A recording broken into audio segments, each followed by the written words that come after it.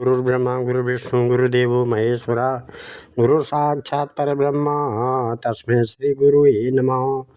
आदो देवकी देवगर्भजननं गोपीगिरिवर्धनं मायापूतन जीवतापहरणं गोवर्धनोद्धारणं कंसच्छेदन कौरवादिहननं कुन्तीसुता पालनम् एतत् श्रीमद्भागवतं पुराणकथितं श्रीकृष्णलीलामृतं निगमकल्पतरोर्गलितं फलं शुकमुखाद्रवमृतसंयुतं पिबत भागवतं रसमालया मुहुरहो रसिका भूरि भावुकाः।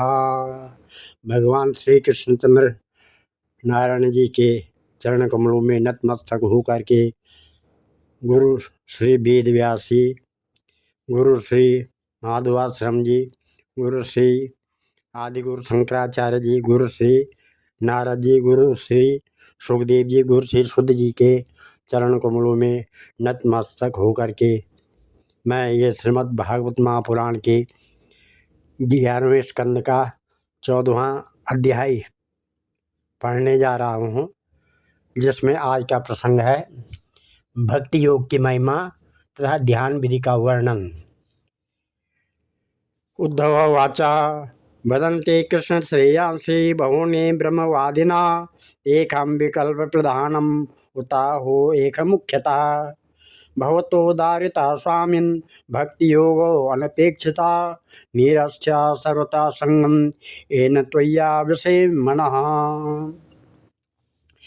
श्री उद्धव जी ने पूछा, श्री कृष्ण प्रभु, ब्रह्मवादी महात्मा आत्मकल्याण के अनेकों साधन बतलाते हैं, उनमें अपनी अपनी दृष्टि के अनुसार सभी श्रेष्ठ हैं अथवा किसी एक की प्रधानता है।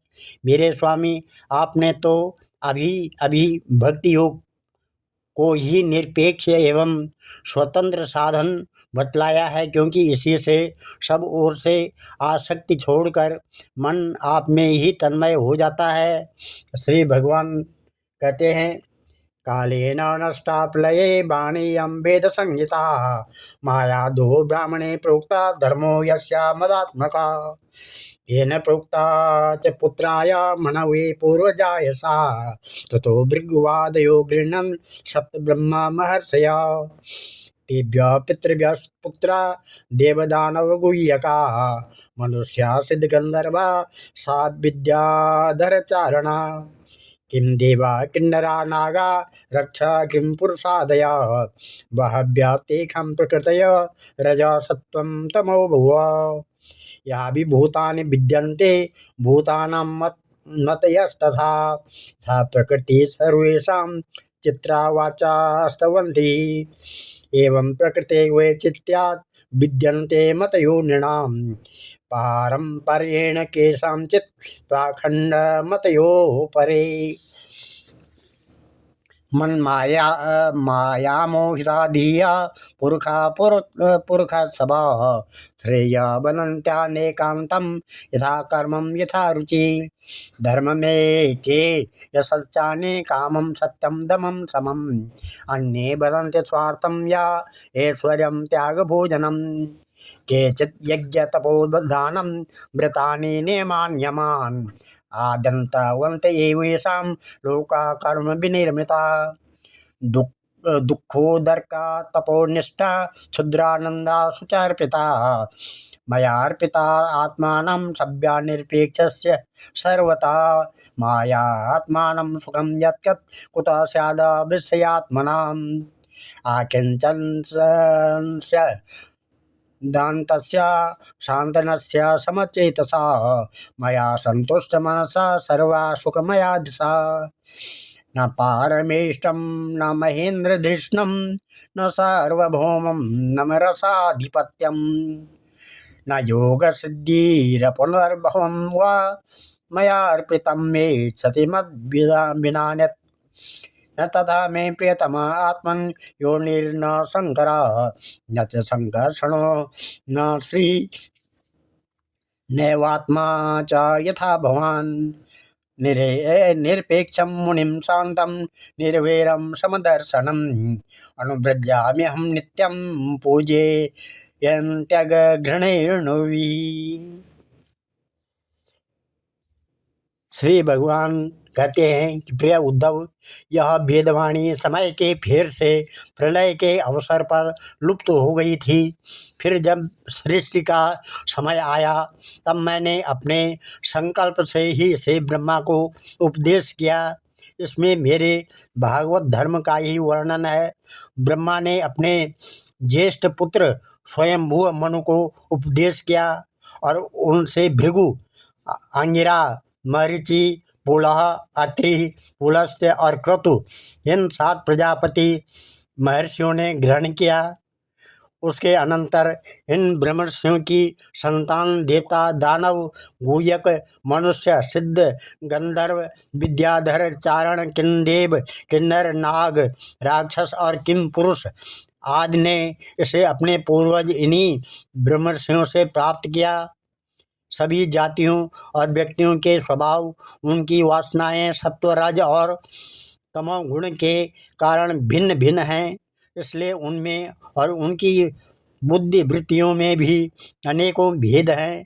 इसलिए वे सभी अपनी अपनी प्रकृति के अनुसार उस वेद वाणी का भिन्न भिन्न अर्थ ग्रहण करते हैं। वह वाणी ही ऐसी अलौकिक है कि उससे विभिन्न अर्थ निकलता स्वाभाविक ही है। इसी प्रकार स्वभाव भेद तथा परंपरागत उपदेश के भेद से मनुष्यों की बुद्धि में भिन्नता आ जाती है और कुछ लोग तो बिना किसी विचार के वेद विरुद्ध पाखंड मतावलंबी हो जाते हैं। प्रिय उद्धव, सभी की बुद्धि मेरी माया से मोहित हो रही है। इसी से वे अपने अपने कर्म संस्कार और अपनी अपनी रुचि के अनुसार आत्मकल्याण की साधन भी एक नहीं अनेकों बतलाते हैं। पूर्व मीमांसक धर्म को, साहित्याचार्य यश को, काम शास्त्री काम को, योगवेता सत्य और सम दम आदि को, दंड नीतिकार ऐश्वर्य को, त्यागी त्याग को और लोकायतिक भोग को ये मनुष्य जीवन का स्वार्थ परम लाभ बतलाते हैं। कर्मयोगी लोग यज्ञ, तप, दान, व्रत तथा यम नियम आदि को पुरुषार्थ बतलाते हैं, परंतु ये सभी कर्म हैं। इनके फल स्वरूप जो लोग मिलते हैं वे उत्पत्ति और नाश वाले हैं। कर्मों का फल समाप्त हो जाने पर उनसे दुख ही मिलता है और सच पूछो तो उनकी अंतिम गति घोर अज्ञान ही है। उनसे जो सुख मिलता है वह तुच्छ है, नगण्य है और वे लोक भोग के समय भी असूया आदि दोषों के कारण शोक से परिपूर्ण है। इसलिए इन विभिन्न साधनों के फेर में न पड़ना चाहिए। प्रिय उद्धव, जो सब ओर से निरपेक्ष, बेपरवाह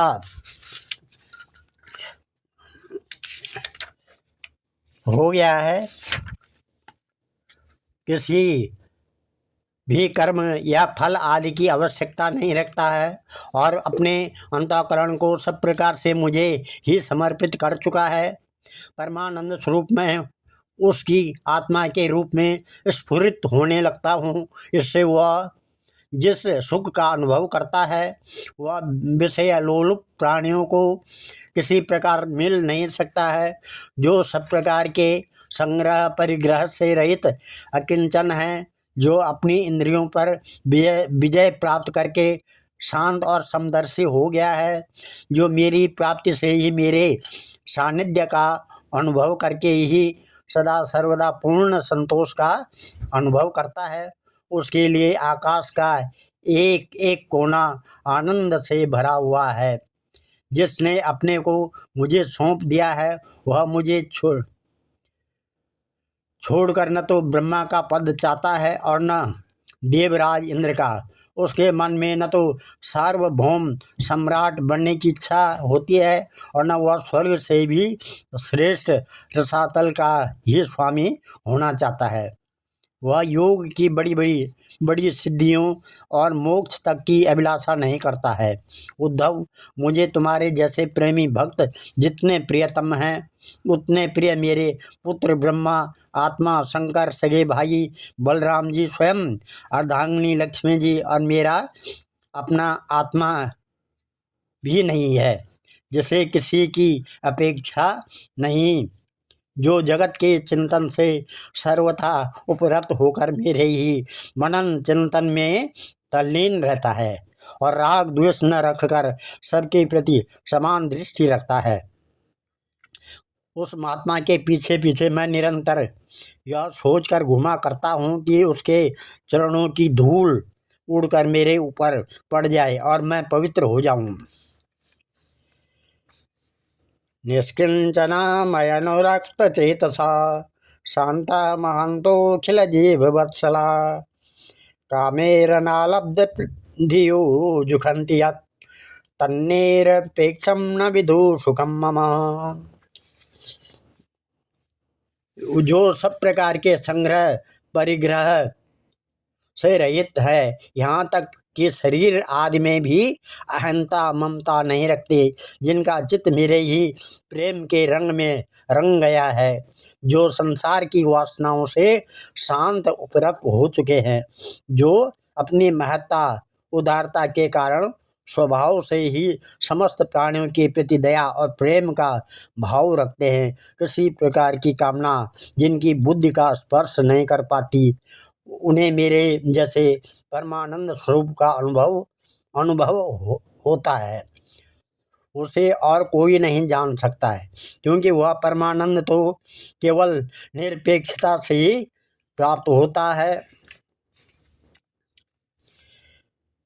बाध्यो मानो विमद्भक्तो विषयेर्जितेन्द्रिया प्राय प्रगल्भया भक्ता विषयेनाविर्भूयते यथाग्निषु समृद्ध्यर्च करोते दहंसि भस्मसात् तथा मद्विषया भक्तिरुद्देवेनांशिकृत्ससा न साधयति मां योगो न सांख्यम धर्म उद्धव न स्वाध्यायास्तपस्त्यागो यथा भक्तिर्ममोर्जिता भक्त्याम एकयाग्राय हृदया आत्मा प्रिय सतां भक्ति पुनाति मन्यश्च स्वपाकानपि संभवात् धर्म सत्यादयोपेतो विद्या वा तपस्विनता मद्भक्त्या प्रीतमात्मानं न सम्यक् प्रपुनाति कथम बिना रोम हर्षम द्रवता चेतसा बिना अनंत अश्रुकलया शुद्धेय भक्त्या विनाशया गदा द्रवते यश चित्तम रुदत्य वीक्षणं हसति क्वचित् विलज्य उद्गायते नृत्यते च मद्भक्ति युक्तो भुवनं पुनाति यथाग्निनां हेममलं जहाति ध्यामात्म पुण्य संभजते च रूपम् आत्मा च कर्मानुशयं विधूय मद्भक्ति योगेन भवत्यथो माम् यथा यथात्मा परिमृज्यते सो मत्पुण्यगाता शरणा विधाने तथा तथा पश्यति वस्तु सूक्ष्मं चक्षुर्यथैर्वाञ्जन संप्रयुक्तं विषयान्ध्यायाच्युतं विषयेषु विसज्जते मानो स्मरता चित्तं मयैव प्रविलीयते तस्माद् सद्विध्यानं यथा स्वप्नमनोरथं हित्वा मयि समाधस्त्वं मनो मद्भावभावितं स्त्रीणां स्त्रीसंज्ञनाशक् संगम त्यक्त्वा दूरत आत्मवान् क्षेमे विविक्त आसीनं चिन्तयेन्मामतन्वृता न तथा स्या भवेत् क्लेशो बन्धत्या प्रसंगात् योषित संगात यथा पुंसो यथा तत्संगी संहिता।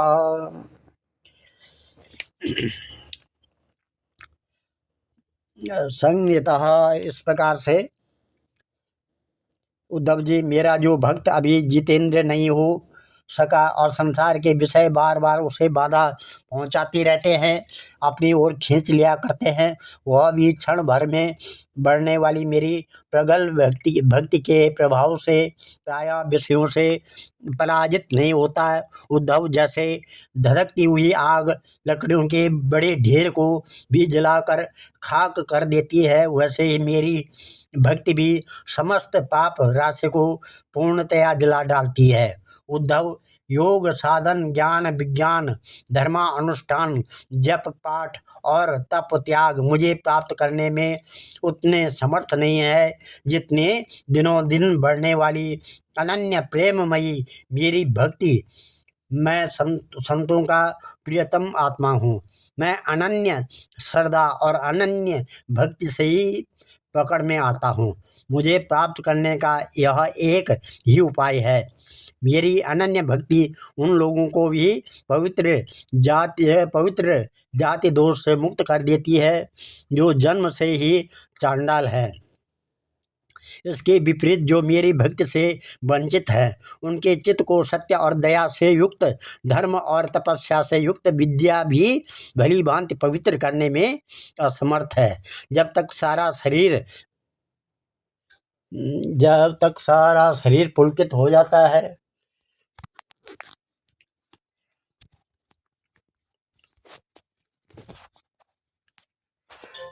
जब तक सारा शरीर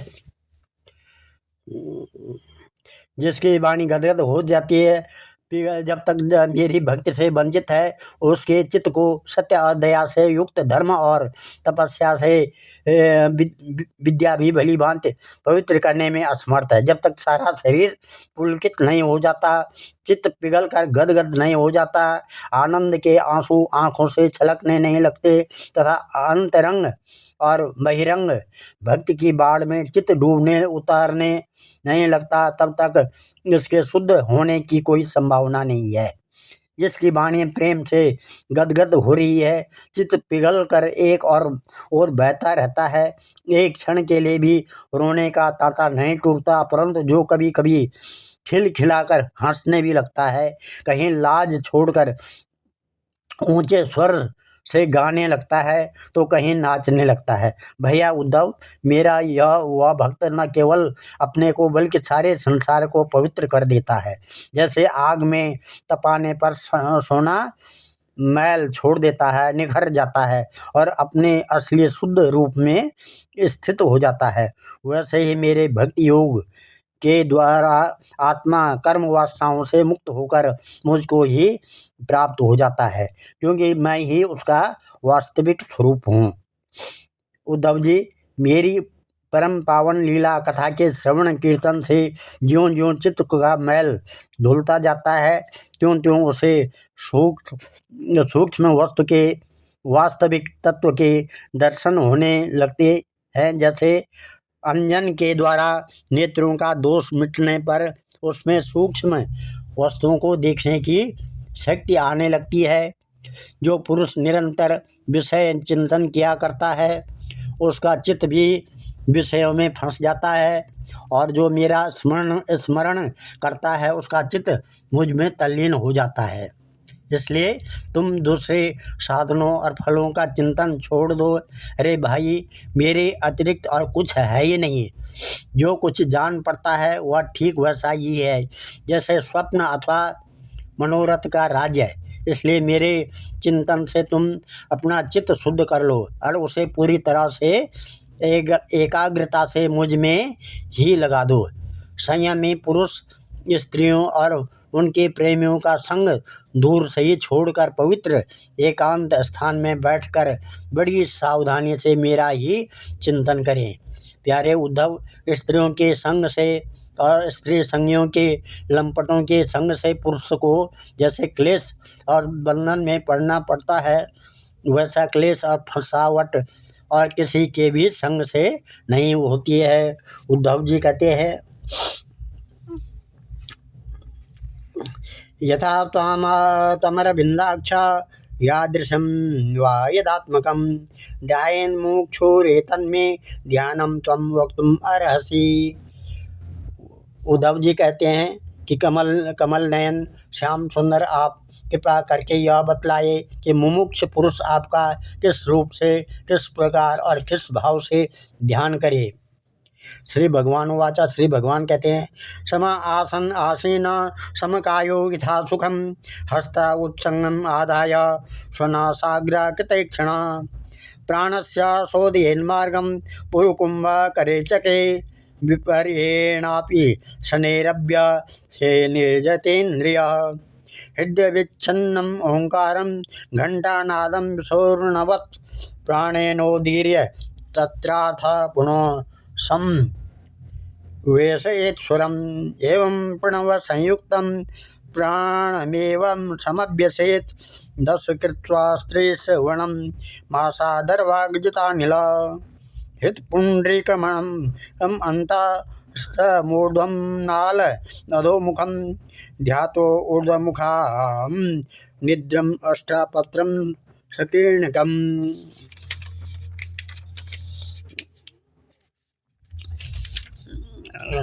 सकीर्णकम् असपत्रं सकीर्णकम् कर्णिकायां नशे सूर्यं सोमाग्निं पुरतोत्तमं मन्ये मध्ये स्मरेत् रूपं मे तत् ध्यानमङ्गलं समं प्रशान्तं सुमुखं दीर्घाचारुत चतुर्भुजं सुचारु सुन्दरग्रीवं सुकुपोलं शुचिस्मितं समानकर्णं विन्यस्त स्फुरन् मकरकुण्डलं हेमाम्बरं घनश्यामं श्रीवत्स श्रीनिकेतनं शङ्खचक्रगदा पद्म वनमाला विभूषितं नूपुर विलसत् सम्पादं कौस्तुभप्रभयायुतं द्युमत्किरीट कटक कटसूत्राङ्गदायुतं सर्वाङ्गसुन्दरं हृद्यं प्रसाद सुमुखे क्षणं प्रसाद सुमुखे क्षणं सुकुमारम अविद्यात सर्वांगेषु मनो दद्यात। इस प्रकार से श्री भगवान कहते हैं कि प्रिय उद्धव, जो न तो बहुत ऊंचा और न बहुत नीचा है, ऐसे आसन पर शरीर को सीधा रख कर आराम से बैठ जाए, हाथों को अपनी गोद में रख ले और दृष्टि अपने नासिका के अग्रभाग पर लगावे। इसके बाद पूरक, कुंभक और रेचक तथा रेचक, कुंभक और पूरक इन प्राणायामों के द्वारा नाड़ियों का शोधन करे। प्राणायाम का अभ्यास धीरे धीरे बढ़ाना चाहिए और उसके साथ साथ इंद्रियों को जीतने का भी अभ्यास करना चाहिए। हृदय में कमल नालगत पतले सूत के समान ओंकार का चिंतन करे। प्राण के द्वारा उसे ऊपर ले जाए और उसमें घंटा नाद के समान स्वर स्थिर करे। उस स्वर का तांता टूटने पर न पावे। इस प्रकार प्रतिदिन 3 समय 10-10 बार ओंकार सहित प्राणायाम का अभ्यास करे। ऐसा करने से 1 महीने के अंदर ये प्राणवायु बस में हो जाता है। इसके बाद ऐसा चिंतन करे कि हृदय एक कमल है, वह शरीर के भीतर इस प्रकार स्थित है मानो उसकी डंडी तो ऊपर की ओर है और मुंह नीचे की ओर। अब ध्यान करना चाहिए कि उसका मुख ऊपर की ओर होकर खिल गया, उसके 8 दल पंखुड़ियां हैं, उसके बीचों बीच पीली पीली अत्यंत सुकुमार कर्णिका गद्दी है। कर्णिका पर क्रमशः सूर्य, चंद्रमा और अग्नि का न्यास करना चाहिए। तदनंतर अग्नि के अंदर मेरे इस रूप का स्मरण करना चाहिए। मेरा यह स्वरूप ध्यान के लिए बड़ा ही मंगलमय है। मेरे अवयवों की गठन बड़ी ही सुडौल है। रोम रोम से शांति टपकती है। मुख कमल अत्यंत प्रफुल्लित और सुंदर है। घुटनों तक लंबी मनोहर 4 भुजाएं हैं। बड़ी ही सुंदर और मनोहर गर्दन है। मरकत मणियों के समान स्निग्ध कपोल है। मुख पर मंद मंद मुस्कान की अनोखी ही छटा है। दोनों ओर के कान बराबर है और उनमें मकराकृत कुंडल झिलमिल कर रहे हैं। वर्षाकालीन मेघ के समान श्यामल शरीर पर पीताम्बर फहरा रहा है। श्री वत्स एवं लक्ष्मी जी का चिन्ह वक्षस्थल पर दाएं बाएं विराजमान है। हाथों में क्रमशः शंख चक्र गदा एवं पद्म धारण किए हुए हैं। गले में वनमाला लटक रही है। चरणों में नूपुर शोभा दे रहे हैं। गले में कौस्तुभ मणि जगमगा रही है। अपने अपने स्थान पर चमचमाते हुए किरीट कंगन करधनी बाजूबंद शोभायमान हो रहे हैं। मेरा एक एक अंग अत्यंत सुंदर एवं हृदयहारी है। सुंदर मुख और प्यार भरी चितवन कृपा प्रसाद की वर्षा कर रही है। उद्धव, मैं मेरे इस सुकुमार रूप का ध्यान करना चाहिए और अपने मन को एक एक अंग में लगाना चाहिए।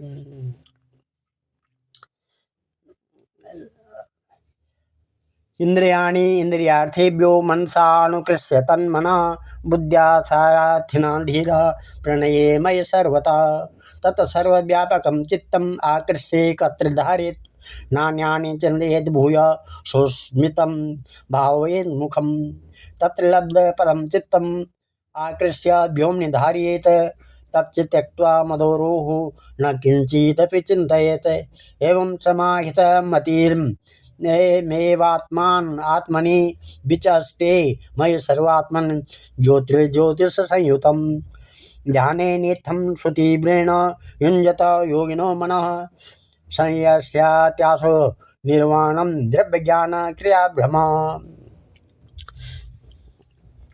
बुद्धिमान पुरुष को चाहिए कि मन के द्वारा इंद्रियों को उनके विषयों से खींच ले और मन को बुद्धि रूप सारथी की सहायता से मुझ में ही लगा दे, चाहे मेरे किसी भी अंग में क्यों न लगे। जब सारे शरीर का ध्यान होने लगे तब अपने चित्त को खींचकर एक स्थान में स्थिर करे और अन्य अंगों का चिंतन न करके केवल मंद मंद मुस्कान की छटा से युक्त मेरे मुख का ही ध्यान करे। जब चित्त मुखार बिंद में ठहर जाए तब उसे वहाँ से हटाकर आकाश में स्थिर करे। तदंतर आकाश का चिंतन भी त्याग कर मेरे स्वरूप में आरूढ़ हो जाए और मेरे सिवा किसी भी वस्तु का चिंतन न करे। जब इस प्रकार चित्त समाहित हो जाए तब जैसे एक ज्योति दूसरी ज्योति से मिलकर एक हो जाती है, वैसे ही अपने में मुझे और मुझ सर्वात्मा में अपने को अनुभव करने लगता है। जो योगी इस प्रकार तीव्र ध्यान योग के द्वारा मुझ में ही अपने चित्त का संयम करता है, उसके चित्त से वस्तु की अनेकता संबंधी ज्ञान और उनकी प्राप्ति के लिए होने वाले कर्मों का भ्रम शीघ्र ही निवृत्त हो जाता है। आज हम इस अध्याय को यहीं पर विराम देते हैं। कल 15वां अध्याय होगा जिसमें भिन्न भिन्न सिद्धियों के नाम और लक्षण दिए गए हैं। ध्येयं सदा परिभवग्नमविष्टदोहं तीर्थात् पदं शिवविरञ्जनुतं शरणं भृत्यात्यहं प्रणतपालभवाब्धिपोतं वन्दे महापुरुषते चरणारविन्दं। सर्वे भवन्तु सुखिनः, सर्वे सन्तु निरामया, सर्वे भद्राणि पश्यन्तु, मा कश्चित् दुःखभाग् भवेत्। धन्यवाद।